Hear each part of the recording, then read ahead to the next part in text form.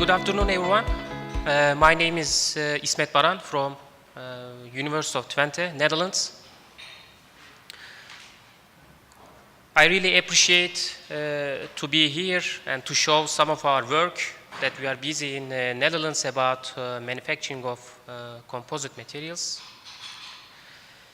Well, I personally work as an assistant professor at Chair of Production Technology.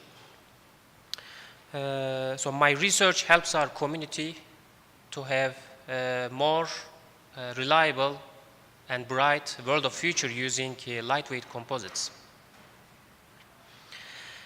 So as you can see from that image, composites are now for really huge applications and materials. So this is a picture of wind turbine blade. But we are facing some challenges. Actually, we have a very difficult question to answer. How are we going to tackle the challenge to manufacture a reliable composite material?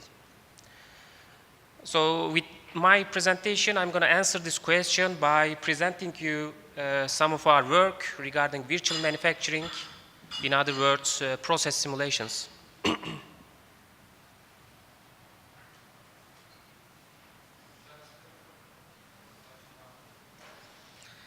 So the sky is obviously the limit for composites.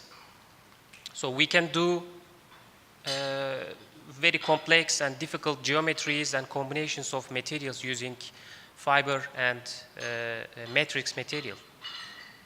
So as you can see here, they are applied in various industries: wind turbines, complex window profiles, constructions in bridge, automotive, airplane, and aerospace industries. Well, it's obvious that the major requirement from each industry is not the same for the usage of composite materials. So to show an example, the long-term mechanical performance is the key for wind turbine blades, whereas the dimensional accuracy of this complex composite profile is the most important phenomena for manufacturing point of view. And this variety also applies for their reliability considerations. So as an example, usually the economic issues are critical for wind turbine blades because of the very strict competition between wind energy and the fossil fuels. On the other hand, if you look at aerospace or airplane industries, safety is more important and a bit mixed for automotive industry. So these pictures actually reflect on the utilized materials. So as you can imagine, very cheap materials are used, such as glass and polyester, and very expensive materials are used for safety, such as carbon and epoxy. But as a common sense, all these structures are mainly driven by manufacturing quality. And of course, the manufacturing quality is a critical issue currently for improved reliability.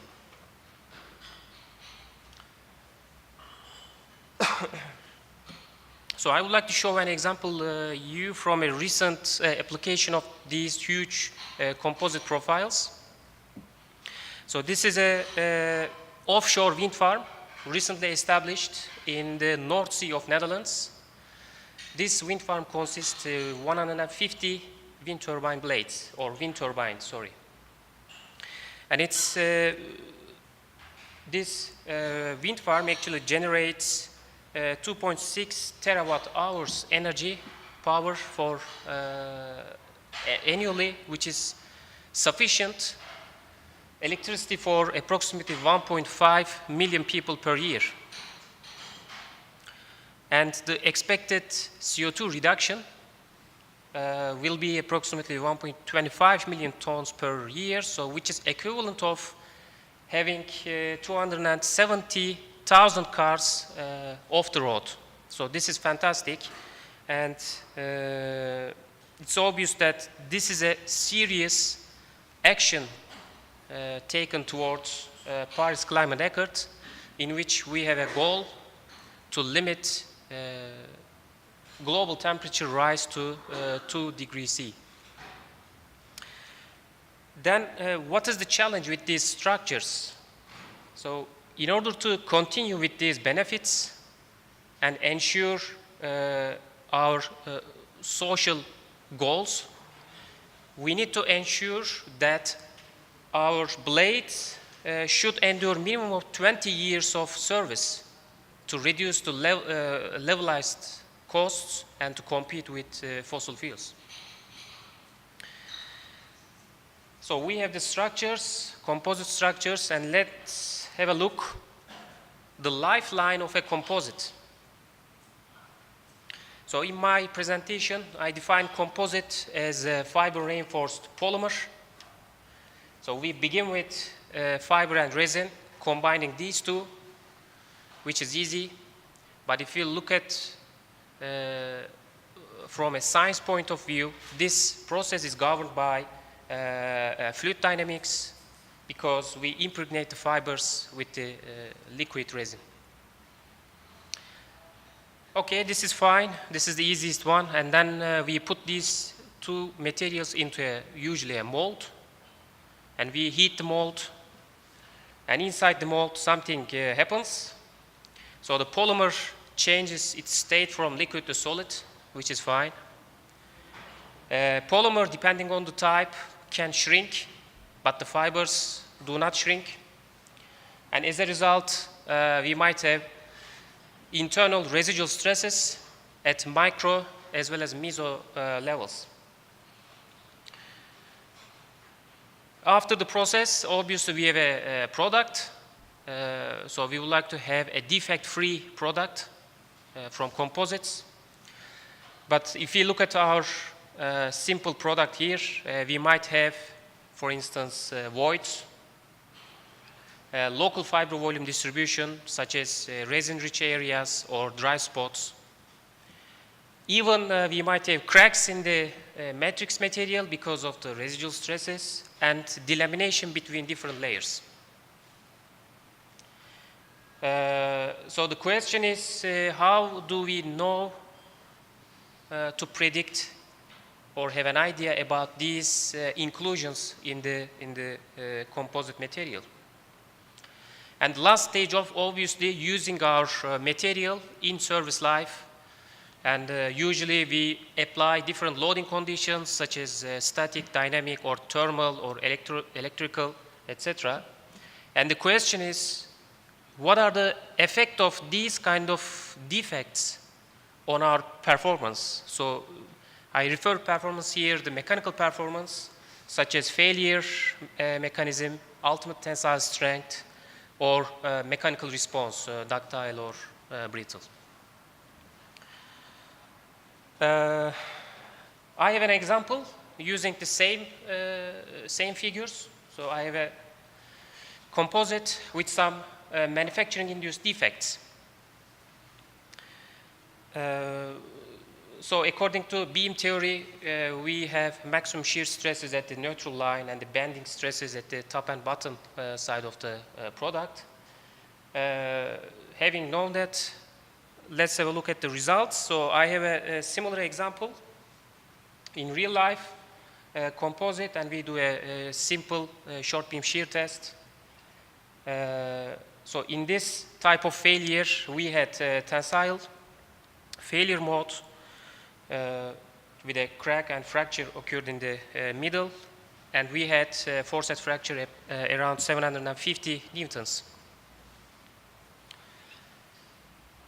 Using the same material, another batch, and we have the shear failure here, and we had a force at fracture 520 newtons. So approximately same material, same manufacturing process, even the same manufacturing defects and our product respond differently, such that 25% reduction in the maximum force.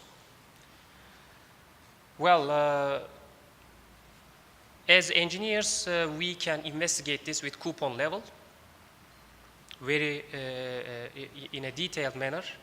But the question is, what are the effect of these defects on larger scales?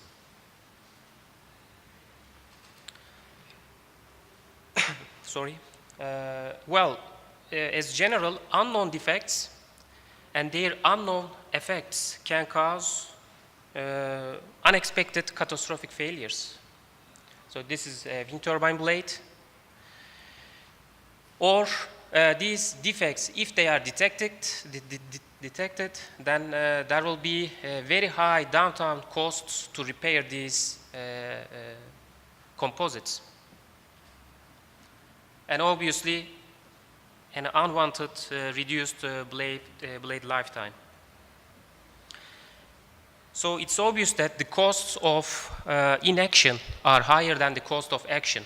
So that's why we need to take serious actions towards professionalism in composite manufacturing.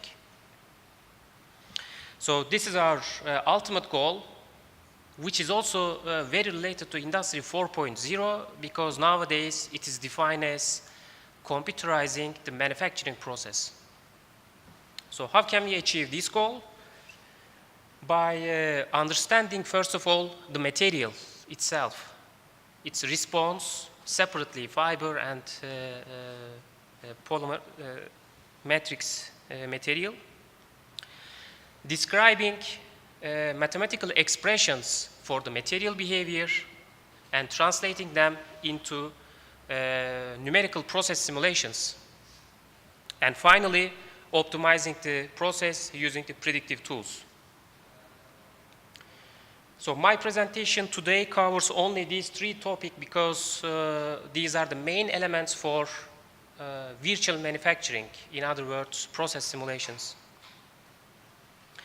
And I'm going to show you some recent activities on this field. I take the example Pultrusion process, and I will cover the interrelation of heat transfer, polymer processing, curing, and solid mechanics, generation of internal stresses.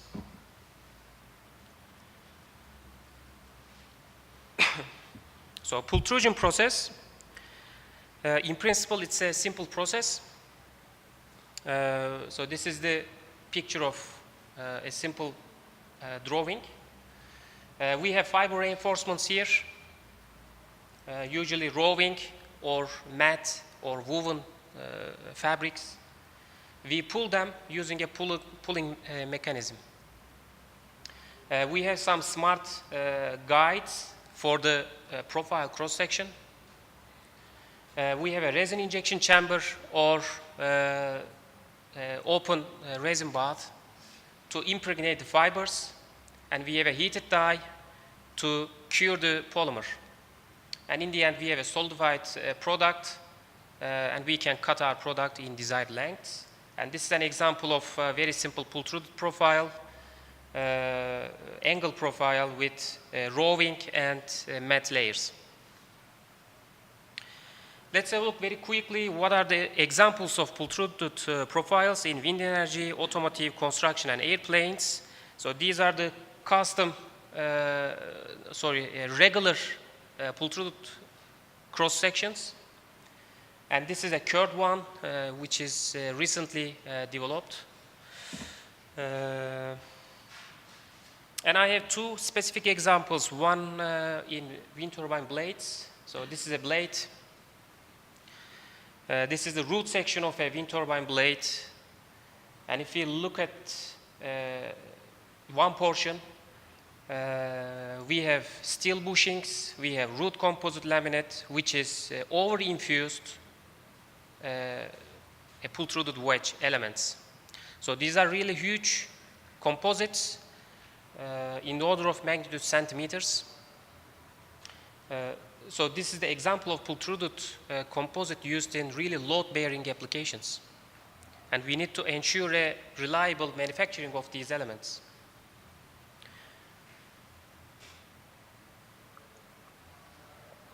Another one is carbon epoxy applications using Pultrusion process. These type of products are used in recently in airplanes for vertical stabilizers and upper deck floor beams used in some aircrafts. Well, Pultrusion is in principle a simple process, but if you look at the governing mechanisms, so it is not a straightforward process because we have interrelation of fluid dynamics here, impregnation of fibers, fiber deformations. In this heating die, we have thermokinetics, curing of the polymer, phase changes, state changes, and transient stresses. And these, at the cooling phase here, we have solid state cooling, transient stresses, and shape distortions. Let me briefly introduce what's happening actually inside the die. We have a temperature profile. We have a corresponding degree of cure evolution. Somewhere inside the die, we have a cured profile. We have the gelation of the polymer. During the process, we can track the gelation point where the viscosity goes infinity. Glass transition temperature, we define it as a function of cure and temperature. And based on these actually simple material behaviors, we can define different regions for our polymer processing with the fibers. Before gelation point, we have the viscous state, and after the gelation point, we define the rubbery state of our polymer. And in the end, we have the glassy state where the polymer is solidified and reaching a set level.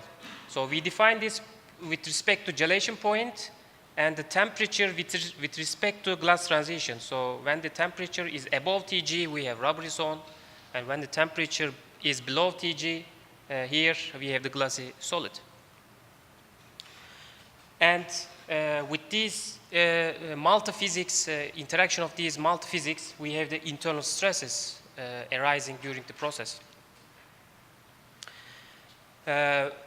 So we have heard residual stresses, shape distortions, and variation in properties, and these are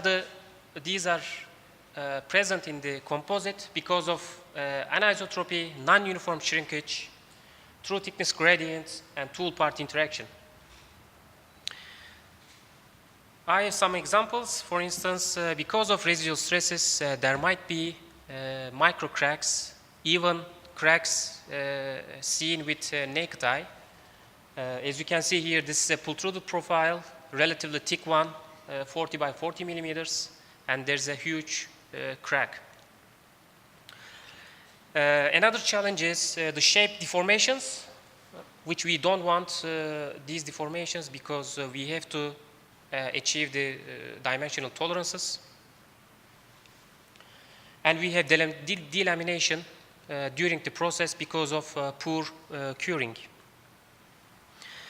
Well, recent studies show that actually a Pultruted profile, when we look at the internal structure of a Pultruted profile, so these are the micro-CT images, in between the roving layers, there's a resin-rich area. And in this resin-rich area, for instance, if you look at this cross-section here, the fibers are even distorted. So the fibers are not anymore aligned with the pulling direction. And similarly, as we discussed, so this is the 3D porosity or crack observed in a Pultruted profile. So as you can see, because of the fiber deformations, the crack geometry actually advances not in the same behavior.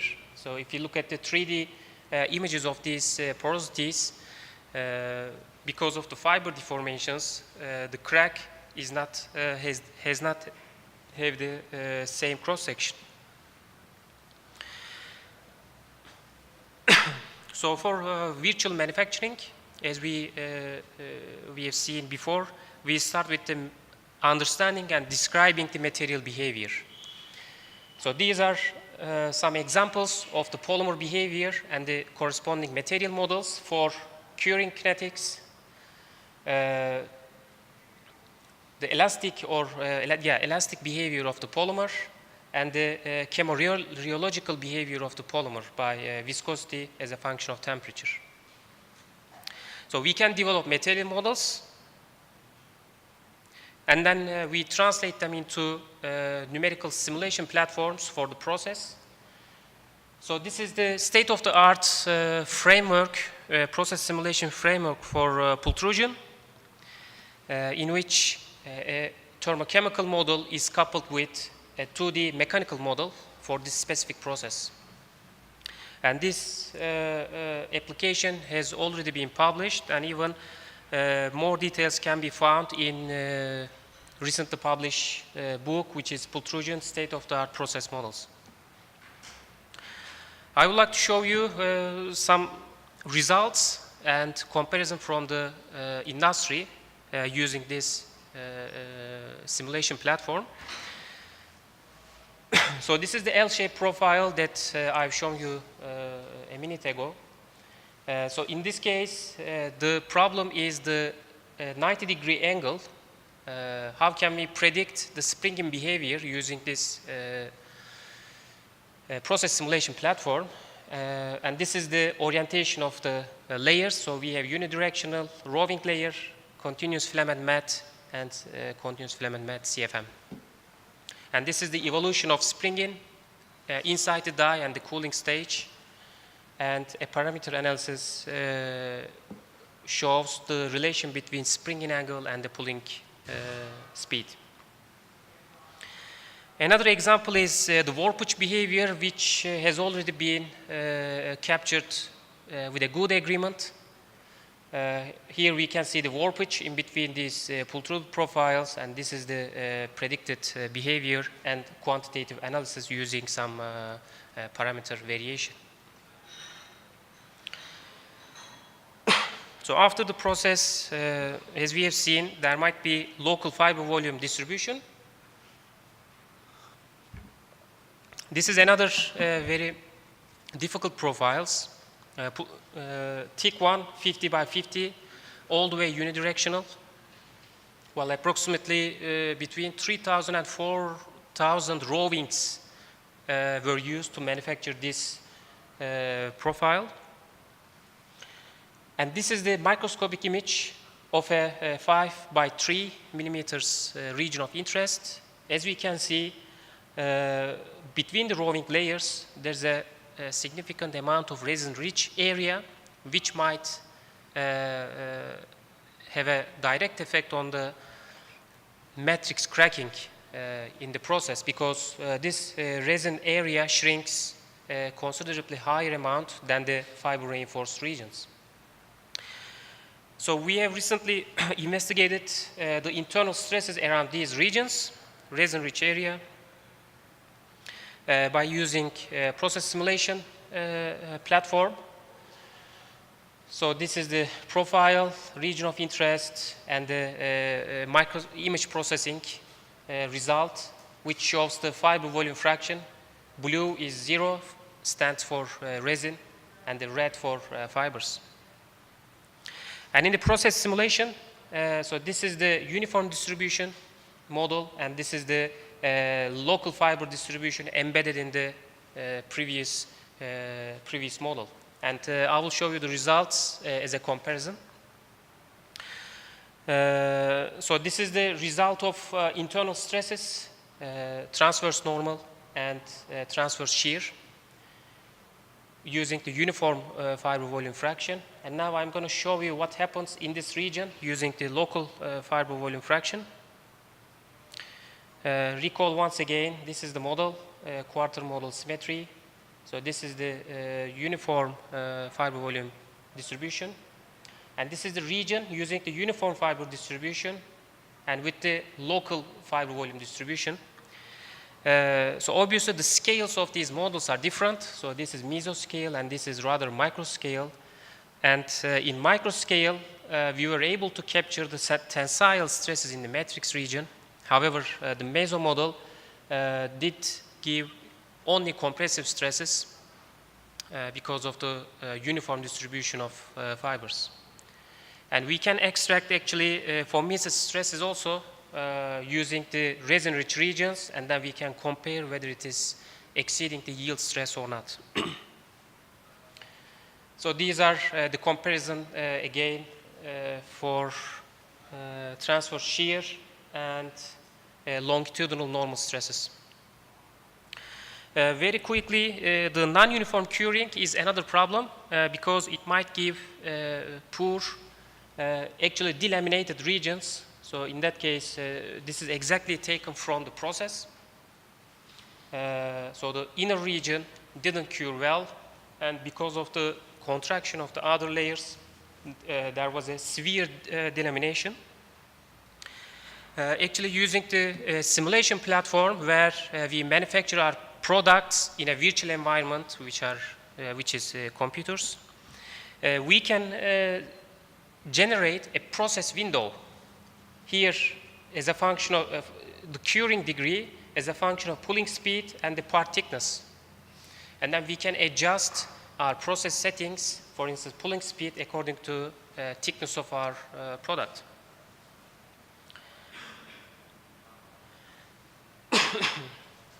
One of the other way is for reducing the non-uniform cure gradients through the thickness is application of a preheating temperature. So we can perform simulations using our tool to see the effect of, for instance, preheating temperature by eliminating some expensive trial and error approaches, experimental approaches. So in that case, we have shown that if we increase the preheating temperature of the fibers, we have more curing inside the product.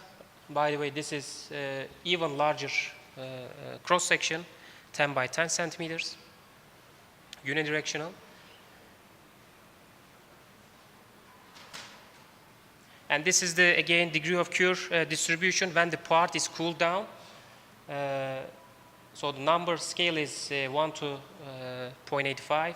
So if you look at the distributions with higher preheating temperature, there is more uniform distribution of degree of cure. And this is reflected on the internal stresses.